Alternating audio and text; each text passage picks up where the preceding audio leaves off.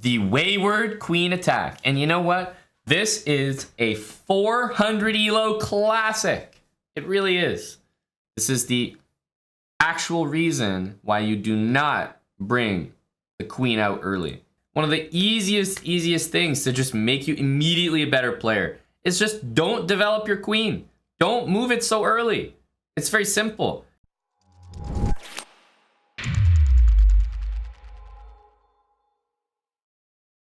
All right, we got the black pieces against e4.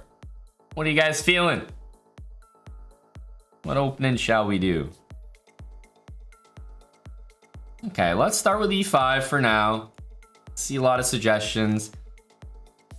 Obviously, we're gonna have so many games in this series. The opening that you're after will definitely be played. So don't worry about that.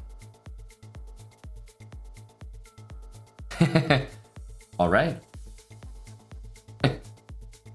The Wayward queen attack. And you know what? This is a 400 elo classic. It really is. Queen h5. I truly hope that I can use this game as, you know, a little bit of an example to how to deal with this opening. Because let's be honest, guys, this is an incredibly common response to e5. Like white playing queen h5 here or against c5 and just in general, but definitely against e4, e5. This is so common. It really is.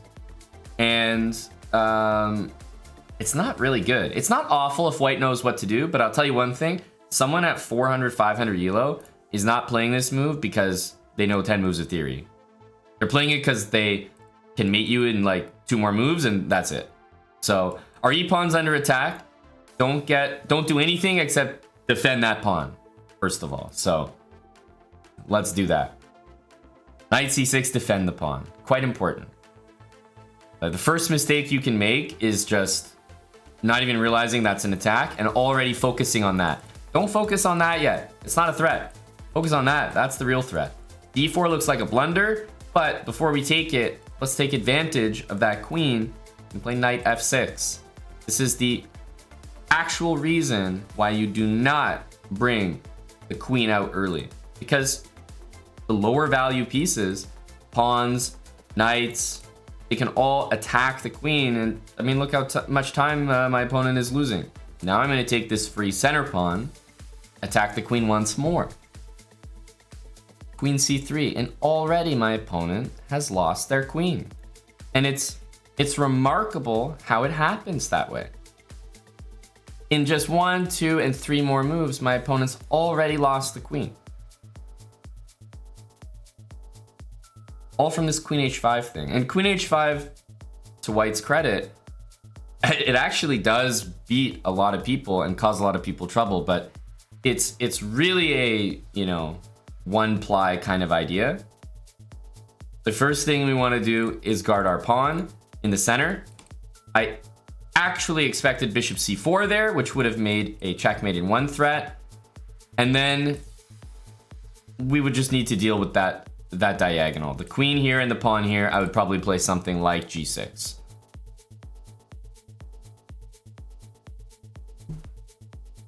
But we didn't even see that. My opponent just like brought the queen out, hung a bunch of pawns, moved the queen a bunch of times, and okay, obviously bishop b4 is a slightly advanced tactic, but it's a good motif to know.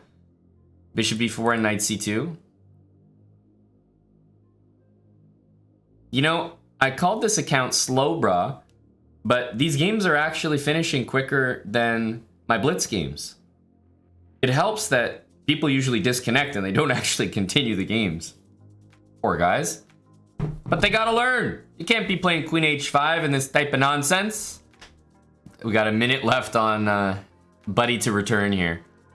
Hey, we got the win here. I mean, look, I'm just a vessel for this information. I'm just a vessel. Right? People play queen here because they want to mate you here. And they're trying to take this pawn immediately. So a very common blunder is people play g6. because they're just immediately scared of the queen, right? But then, of course, queen takes e5, and you immediately regret life, you know, life itself. Knight f6 is another common one because it hangs the pawn, but just you don't do anything except defend the pawn. And bringing a knight out is a fantastic way to do it. So bring the knight out. Most people will play bishop c4 because they want to mate you, right? And then you just throw your pawn up. Now the queen is going to go back, probably to that square, and they're probably going to threaten mate again. And now it's time to bring your knight out.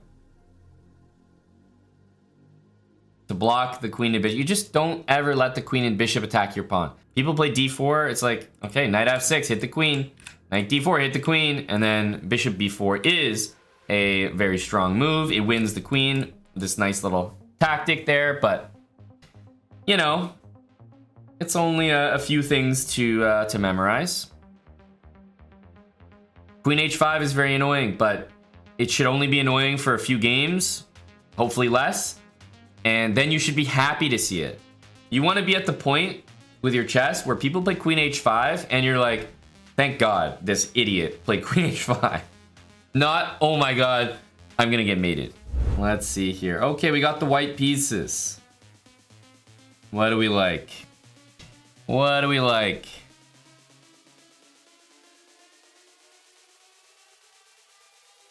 Oof, Catalan. Joe Bava London. King's Indian attack. All right, let's start with knight f3. Someone suggested knight f3. I believe that was Etienne. Let's go with knight f3 to start. It's very flexible. I can still transpose to a lot of different openings. And the thing that I like most about knight f3 is that it wins a pawn by force. So that's why I've chosen knight f3. It's one of the best openings because of this.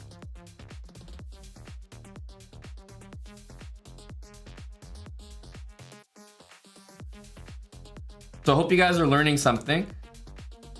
Everyone, make sure you're paying attention here. This is a very educational game that we're playing.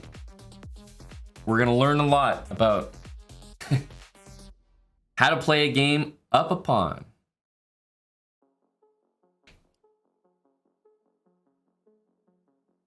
All right, e5 takes. We've literally won a pawn right out of the gate. Knight c6. Now, if I take and play e4, then after knight f6, we transpose to the Stafford, right?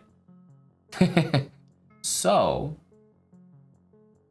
we should naturally play our knight back to f3 to make sure we don't transpose to the Stafford. We have to use the fact that we have an extra move here.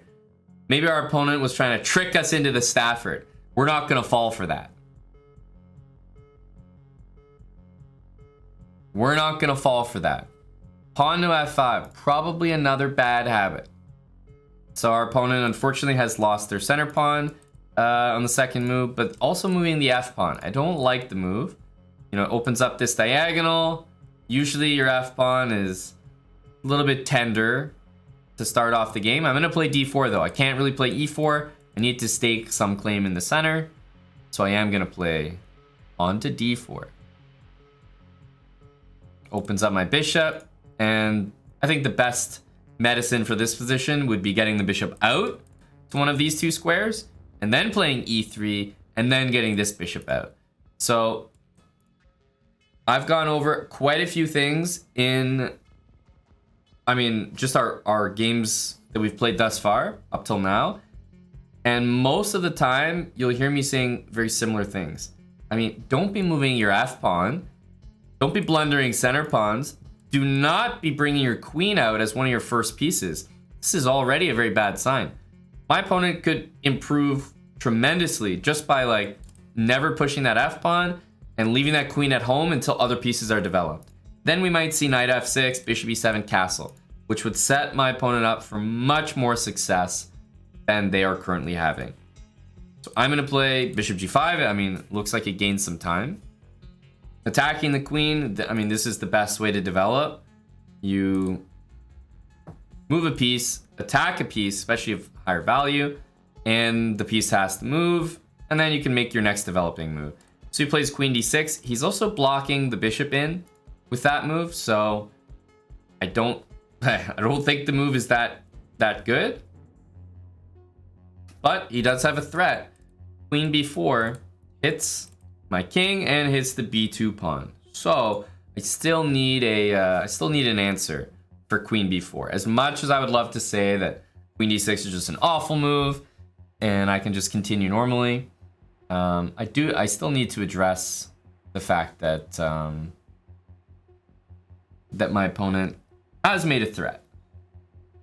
So I'm probably gonna go with knight c3 here. It deals with that and it gets a piece out, so I feel like that's kind of the best of both worlds.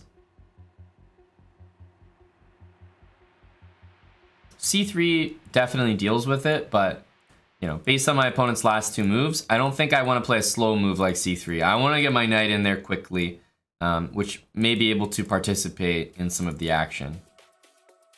Stay with us, Johnny. He's gone down to 1 bar. Stay with us, Johnny. Don't quit on me now. Stay with us, buddy. Nice move. So my bishop going back this way doesn't look too appealing right now. But I'm actually slightly interested in playing a move like bishop d2.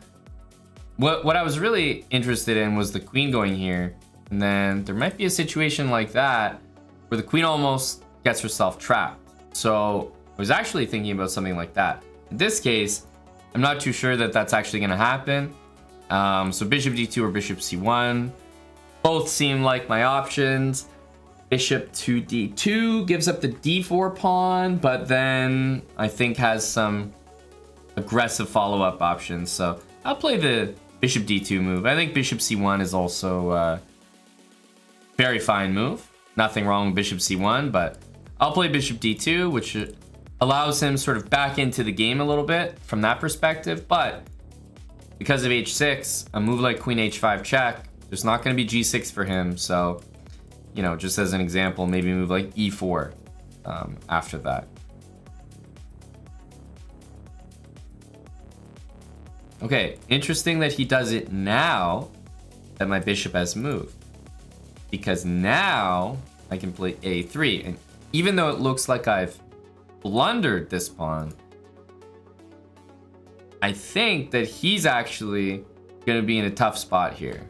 So a3, queen b2, yes, we've blundered the pawn, but now I'm going to play a move which threatens to trap his queen. The queen looks like it's going to be trapped like this, but it's not, right? Because the queen has b6. The queen also looks like it's going to be trapped like this, but it's not because queen a3. But surprisingly, both of those moves win on the spot. So if I play rook b1, queen takes a3 forced, knight b5, I'm hitting the queen and I'm hitting c7. And if he wants to play queen a5, it's covered. He wants to play queen d6, the knight's covering it. So he can't actually defend both of them. So he's going to lose the pawn and then the rook. Similarly, if I play rook a2 and he plays queen b6, I play knight to d5 and I hit the queen and I hit the pawn. The only square the queen can defend that from is a5, but as you can imagine, it's covered. So in all these cases, I'm just seeing issues for the black queen. This one, black gets an extra pawn and gets to save the queen, even though they're losing material there. The reason I like rook a2 a little bit better is because I think I also have an option to trap my opponent's queen still. So rook a2 is going to force the queen to b6. Knight b5 is going to force the queen to move again. The only squares that are really on are b5 and a6. But after queen b5 or queen a6, knight c7 doesn't just win the rook, it wins the queen now. So this move does a little bit better, I think, than rook to b1. Just because it might win more than the rook in the corner. Got to be very careful grabbing these pawns down here. If I had my pawn up on e3, by the way, then the queen would already be 100% trapped. But it's almost better that this square is safe, because that means that I can just win the queen outright.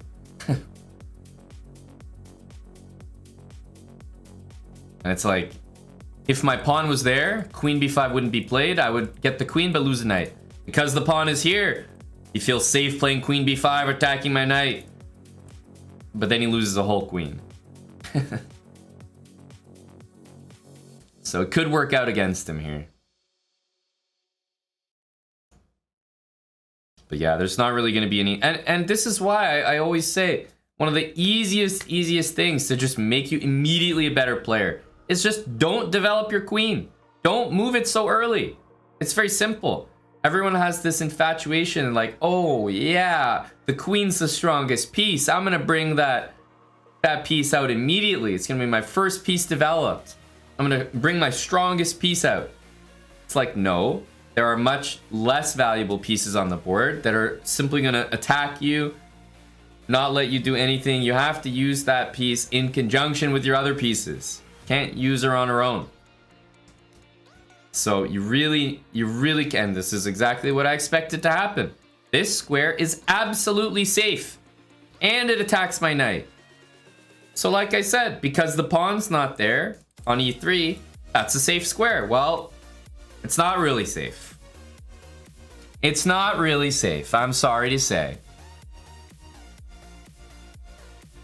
Knight c7, and I mean, this is already a pretty nasty fork, but knight takes b5, and there isn't much else to say. Black brought the queen out, and then went 1, 2, 3, 4, 5, 6 moves with the queen. 6 moves. And then lost it. Right?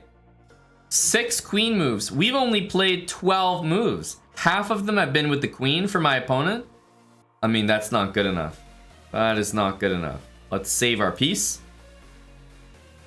I didn't even realize that this opening has a name. I can't believe they even bothered to name it. So knight f3, e5 has a name. Do you know what the name of this opening is? It's the Ross Gambit. Ross Gambit. What an insult to everyone out there named Ross. Holy smokes. It's just like one of the worst things to be named after. Sorry, Ross. Do we have anyone named Ross watching right now? Just apologies on behalf of your opening. You know, there's one thing I've noticed about chess. Some of the worst openings are always named after individuals. Like the worst openings by the computer evaluation. All of the good openings are named after like places or countries. You know, right? Like the French, the London, the English. There's actually an opening called the Fred. Have you ever heard of it? The Fred. It's a terrible opening. And then you've got the Ross.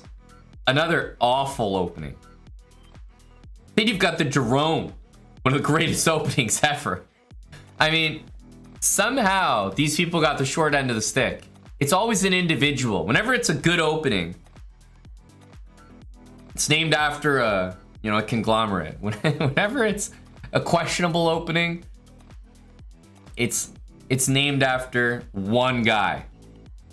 They're like, all right, this is your opening. You deal with it.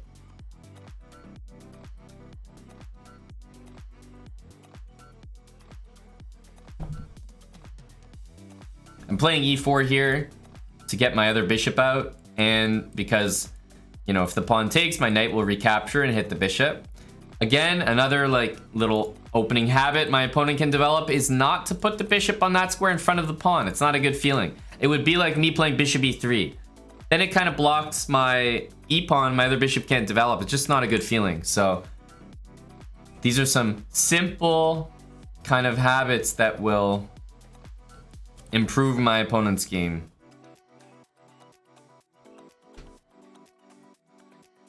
Now e5, and why is this fork happening? Because that bishop is there and it shouldn't be. It shouldn't be.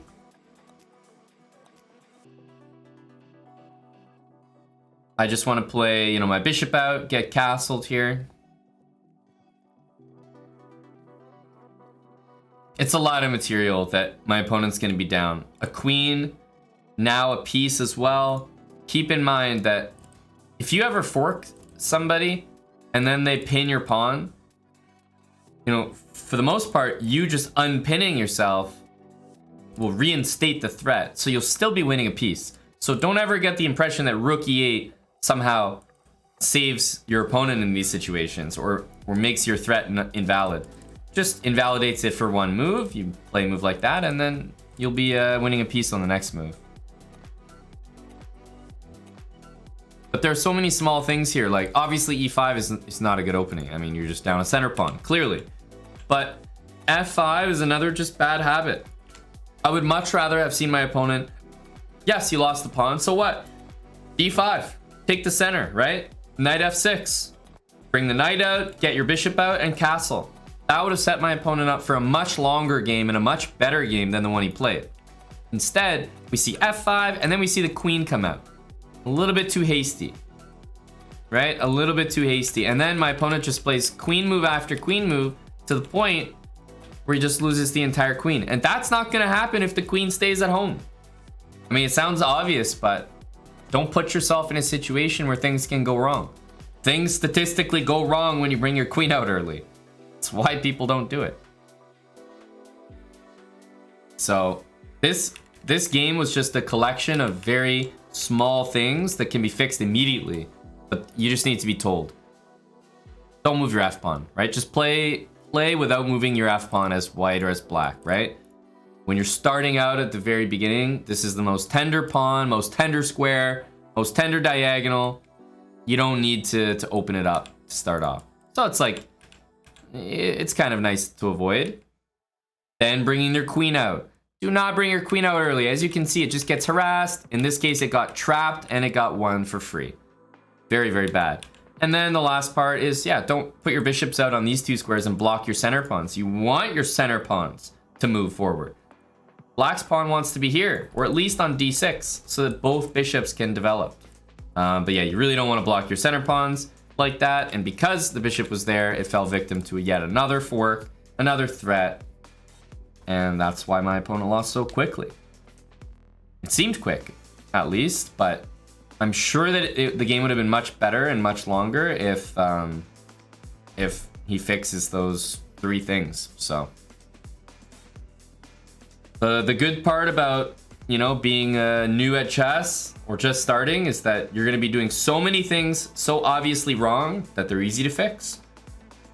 If you're a GM, it's very, very hard to improve your game because things aren't, it's not like a GM is just, oh, you're trading your bishop for your opponent's knight too much. Just don't do that. And then you'll be 100 points higher rated. It's like, no, that doesn't exist anymore. But if I tell 500 to not develop their queen until they've developed their knights and they've castled, that will improve them by 100 points. So it's, you know, it is a little bit easier to improve when you're starting out. So at least make the most of that.